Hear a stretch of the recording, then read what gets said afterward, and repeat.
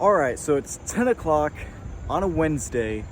Trace, what are you doing at 10 o'clock on a Wednesday? Well, I just got out of No Time to Die. It was my first time seeing it. I didn't get a chance to see it over the weekend.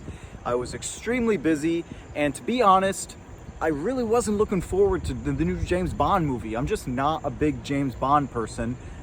Other than the Pierce Brosnan ones and other than the Daniel Craig ones, it's a franchise I've never seen any of the movies, and there's over 20 of the films, and I've seen, maybe 9 of them? So that's not a good ratio. The runtime really scared me about this movie, and I felt like it might be a little predictable. But you know what? I was wrong. I had so much fun with this movie, and now I'm kicking myself that I did not go out and see this thing opening weekend. I had a blast with this movie. You know, there's a lot of criticism going around with this movie, and granted, I get that. Maybe if I was more of a Bond fan and fanatic, I would be in that same ballpark.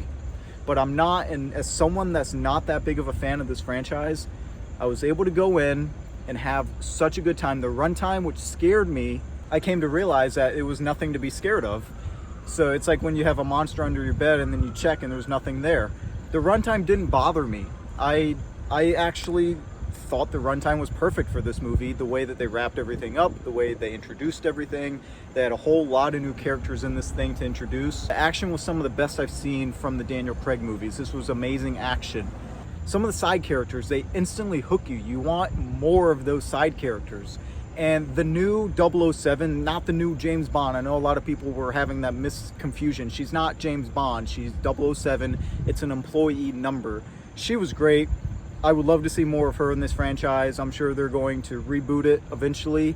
And if some way they're able to throw her in the mix again, I'm down. She was a badass. She was awesome. I can't think of the actor's name right now, so forgive me on that. The woman that played the new 007 in this movie.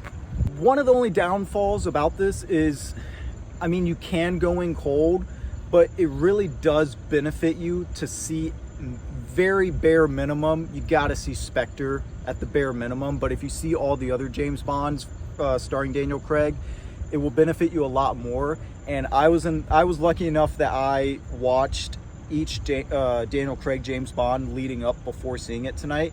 I picked one movie a night leading up to it, so you know, I had a little bit of an advantage that I was able to catch the references and Easter eggs and stuff like that.